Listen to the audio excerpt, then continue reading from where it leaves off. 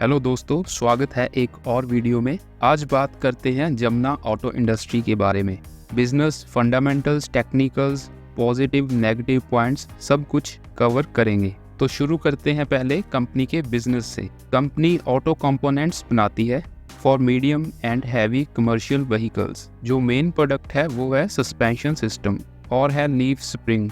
ये कई तरह के होते हैं और बहुत ज़रूरी होते हैं एक बड़े व्हीकल के लिए। इसके बाद इनके पास सस्पेंशन और एक्सल्स भी हैं।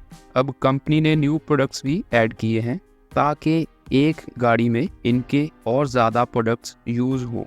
इसमें ये ब्रैकेट्स और शैकल्स वगैरह आते हैं। इसके बाद अब कंपनी एग्रीकल्चर इक्विपमेंट्स में भी एंटर हो रही है। ये मेन प्रोडक्ट्स रहते हैं फार्मिंग में। तो अच्छा प्रोडक्ट पोर्टफोलियो है कंपनी के पास। ये प्रोडक्ट्स यूज़ कौन करता है? तो इंडिया के सभी जो बड़े ब्रांड्स हैं वो इनसे लेते हैं प्रोडक्ट्स। सभी अच्छी कंपनीज हैं ये इन्हीं के कस्टमर्स हैं। इनके प्रोडक्ट्स दो तरह से यूज़ होते हैं। एक तो ट्रक वगैरह को बनाते वक्त ही उसमें इंस्टॉल कर दिए जाएंगे प्रोडक्ट्स। दूसरा जो बाद में कुछ ख़राब हो गया उसको भी तो रिप्लेस किया जाता है। ये आप कहीं से भी करवा सकते हो। तो जो पहले ही इंस्टॉल होते हैं उसको बोलते हैं OEM, मतलब ओरिजिनल इक्विपमेंट मैन्युफैक्चरर, और दूसरे को बोलते हैं आफ्टर मार्केट। 2019-20 में इनके पास 500 प्रोडक्ट्स थे OEM के और 2000 प्लस प्रोडक्ट्स थे आफ्टर मार्केट के। अब इनके पास 300 प्लस OEM पार्ट्स हैं और 5000 प्लस हैं आफ्टर मार्केट प्रोडक्ट्स। अब कंपनी आफ्टर मार्केट पे फोकस कर रही है क्योंकि इनमें बेहतर मार्जिन्स मिलते हैं। अब और डिटेल में समझने की कोशिश करते हैं। कंपनी के 90% सेल्स आती है लीफ स्प्रिंग सेगमेंट से। बाकी प्रोडक्ट्स सिर्फ 10% का कंट्रीब्यूट करते हैं। ये एक नेगेटिव पॉइंट है और ये प्रोडक्ट कमोडिटीज़ पे डिपेंड करता है, तो एक तरह से साइक्लिकल हो जाती है ये चीज़। इसके लिए अब कंपनी जो न्यू प्रोडक्ट्स लॉन्च कर रही है उससे डी रिस्क करेगी इस कंसंट्रेटेड सेल्स को। नेक्स्ट, कंपनी का ऑलमोस्ट 70% टर्नओवर आता है सिर्फ 3 क्लाइंट से, अशोक लेलैंड, टाटा मोटर्स और डैमलर इंडिया से। ये चीज़ भी थोड़ी नेगेटिव है कंपनी के लिए, बट एज ऑफ नाउ ये तीनों की जो फाइनेंशियल कंडीशंस हैं वो अच्छी हैं, तो इतना कोई बड़ा इशू नहीं है। अब एक नज़र डाल लेते हैं फंडामेंटल्स पर। तो कंपनी का मार्केट कैप है 4400 करोड़ के पास। स्टॉक का PE रेशो है 23.5 और ROCE 27.5 है, ROE 22.9 है। तो PE और ROE ROCE को देखते हुए कंपनी ज़्यादा महंगी नहीं है, फेयरली वैल्यूड लग रही है। लेकिन प्राइस टू बुक वैल्यू थोड़ा हाई है, 5.34, ये हाई है। लेकिन PE के साथ अगर इसको कंपेयर करें तो PE वाइज इतना हाई नहीं है कंपनी का वैल्यूएशन। और आगे डिविडेंड देती है कंपनी 1.7%। डेट टू इक्विटी 0.08 है, बिल्कुल ही थोड़ा सा डेट है जो कि बहुत अच्छी बात है। लेकिन थोड़ा सा प्लेज कर रखा है जो प्रमोटर्स हैं, उन्होंने अपना स्टेक 3.14%।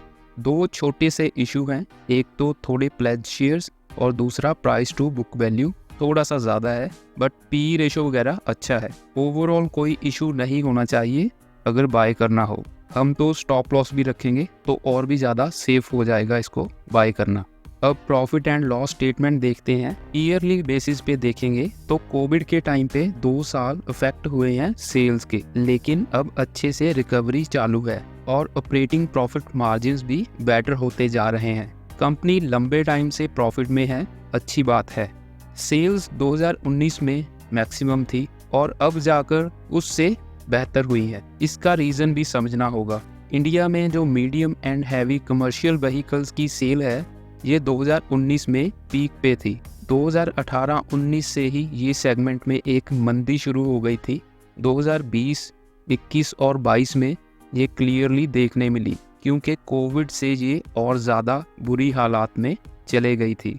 तो इससे ये पॉइंट भी क्लियर होता है कि ये बिजनेस साइक्लिकल है। बहुत लॉन्ग टर्म के लिए ऐसे बिजनेस अच्छे नहीं होते, लेकिन अगर टेक्निकल चार्ट की हेल्प ली जाए तो अभी ये एक अप ट्रेंड में है और यही हमें चाहिए भी।